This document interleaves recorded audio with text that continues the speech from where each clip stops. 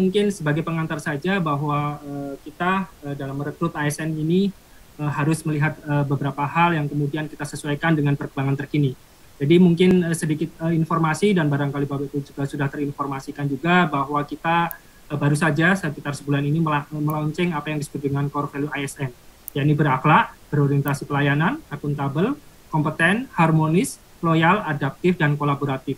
Tentu saja kaitannya dengan pengadaan SDM aparatur, baik di CPNS maupun P3K, hal ini menjadi poin penting, di mana calon-calon ASN yang akan kita rekrut, harapannya memenuhi core value ASN ini, dan juga secara employer branding juga akan menyadari apa yang harus mereka lakukan ke depannya, yakni bangga melayani bangsa.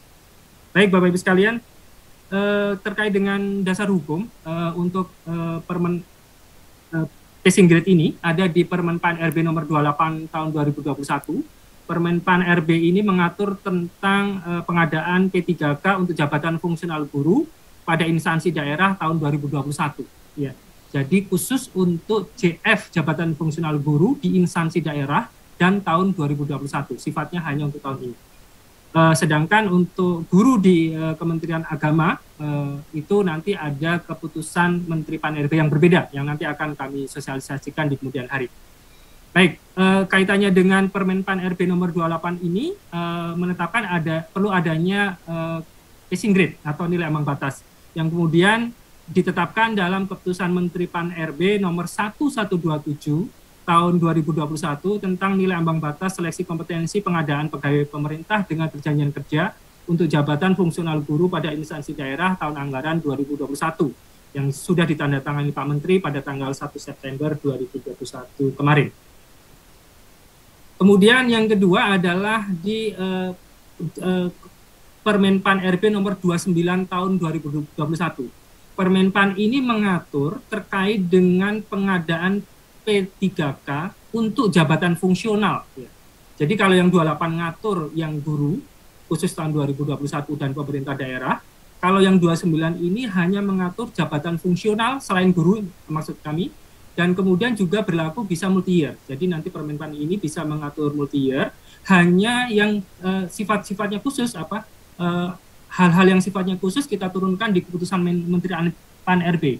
Seperti halnya yang untuk nilai ambang batas ini kita turunkan di keputusan Menteri PAN RB nomor 1128 tahun 2021, yakni tentang nilai ambang batas seleksi kompetensi pengadaan P3K untuk jabatan fungsional tahun anggaran 2021 yang juga ditandatangani pada tanggal 1 September 2021.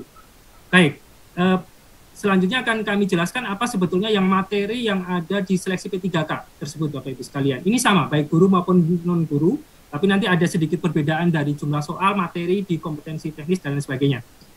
Jadi Bapak Ibu sekalian, mungkin sebagai pengantar, seleksi kompetensi P3K berbeda dengan seleksi kompetensi CPNS. Ya. Kalau di seleksi kompetensi CPNS, kita mengenal secara garis besar ada 3 seleksi, yakni seleksi administrasi, kemudian seleksi kompetensi dasar, dan selanjutnya seleksi kompetensi bidang. Sekali lagi, untuk CPNS ada seleksi administrasi, kemudian SKD, dan dilanjutkan SKB. Sedangkan pada seleksi P3K itu hanya ada 2 seleksi, yakni seleksi administrasi dan seleksi kompetensi. Jadi tidak ada lagi SKD dan SKB. Dirangkum dari satu kesatuan yang disebut dengan seleksi kompetensi. Tapi materinya pun juga berbeda dengan SKD dan SKB-nya CPNS. Materi yang di seleksi kompetensi tersebut adalah sebagai berikut. Yang pertama adalah seleksi kompetensi teknis. Yang kedua adalah seleksi kompetensi manajerial, seleksi kompetensi sosiokultural yang ketiga, dan yang keempat wawancara. Dalam hal ini untuk sebagian besar wawancara dilakukan adalah berbasis komputer. Seluruhnya ini berbasis komputer dan dilakukan dalam satu rangkaian waktu, Bapak-Ibu sekalian. Ini yang membedakan dengan seleksi CPNS. Selanjutnya Bapak-Ibu sekalian, terkait dengan materi kompetensi teknis apa saja, itu pada intinya akan berisi penguasaan pengetahuan, keterampilan, sikap, perilaku yang dapat diamati, diukur, dan dikembangkan sesuai dengan jabatan yang dilamar. Jadi intinya harus masing-masing akan menghadapi soal-soal terkait dengan jabatan yang akan dilamar. Sebagai contoh, misalnya guru ahli pertama, maka dia akan dihadapkan oleh soal guru. Kalau secara spesifik terkait dengan guru matematika, maka yang dihadapi adalah soal-soal matematika. Kemudian arsiparis ahli pertama, demikian juga akan menghadapi soal-soal terkait dengan kearsiparisan untuk diseleksi kompetensi teknis. Begitu juga misalnya Pranata Humas terampil dan sebagainya. Materi soalnya berbeda dengan materi soalnya SKB, CPNS pada dasarnya Bapak Ibu sekalian. Karena sasaran atau tujuan yang kita tuju untuk P3K berbeda dengan apa yang kita tuju untuk CPNS. Pada dasarnya untuk P3K kita ingin menyasar mereka yang memiliki, ya, tujuannya adalah kita ingin merekrut profesional, ya, expert di bidangnya yang siap pakai. Jadi ada dua kata kunci, profesional dan siap pakai. Oleh karenanya itu, seperti pada waktu pendaftaran dan sebagainya sudah dilakukan persyaratan, pengalaman dan sebagainya, sertifikat dan sebagainya. Itu sudah selesai saya pikir untuk sampai di sini. Dan kemudian secara garis besar saja, secara tegas kami nyatakan bahwa untuk seleksi kompetensi teknis nanti akan berbeda-beda, ya, akan berbeda-beda tergantung dari jabatan yang akan dilamar. Kemudian yang kedua adalah materi soal kompetensi manajerial. Pada kompetensi manajerial akan berisi atau akan menilai penguasaan pengetahuan, keterampilan, dan sikap perilaku dalam berorganisasi yang dapat diamati, diukur, dan dikembangkan terkait dengan integritas, kerjasama, komunikasi, orientasi pada hasil, pelayanan publik, pengembangan diri dan orang lain, mengelola perubahan, dan pengambilan keputusan.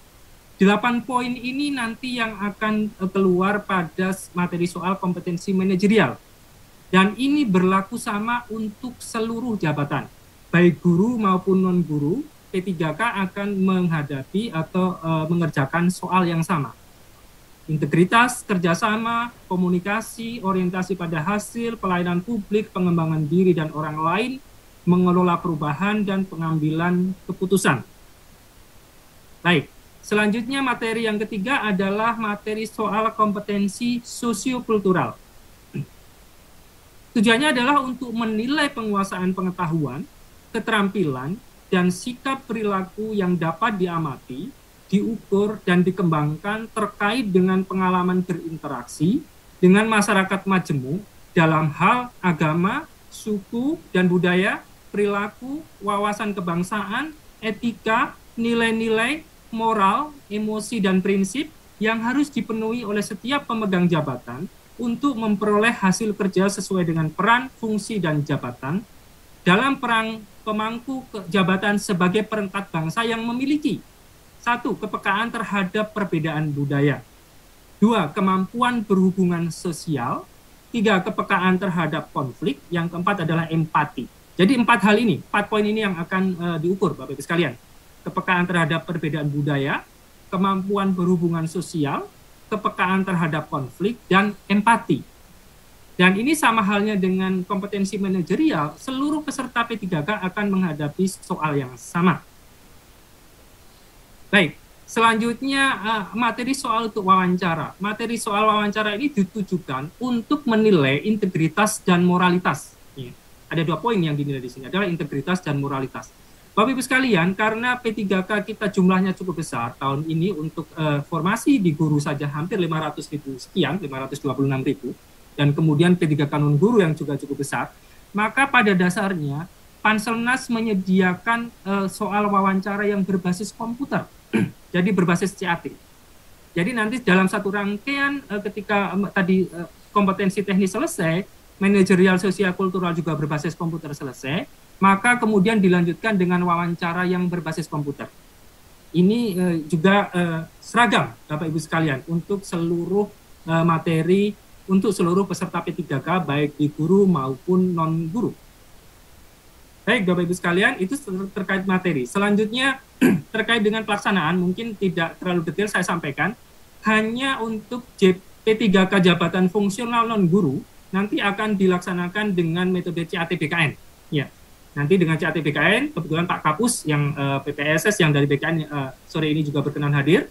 Kemudian untuk P3K yang guru, ini dilaksanakan dengan metode CAT-UNBK-nya Kemendikbudristek. Ya. Jadi dilakukan menggunakan Kemendikbudristek yang tersebar di seluruh jaringannya di seluruh Indonesia. Dan alhamdulillah juga dalam kesempatan ini Bu Sesjijen GTK juga telah hadir bersama kita. Baik, itu dari sisi pelaksanaan Bapak Ibu sekalian. Kemudian terkait dengan nilai ambang batas. Nilai ambang batas ini barangkali yang sudah ditunggu-tunggu. Nilai ambang batas pengadaan, pertama kami sampaikan nilai ambang batas pengadaan P3K untuk JR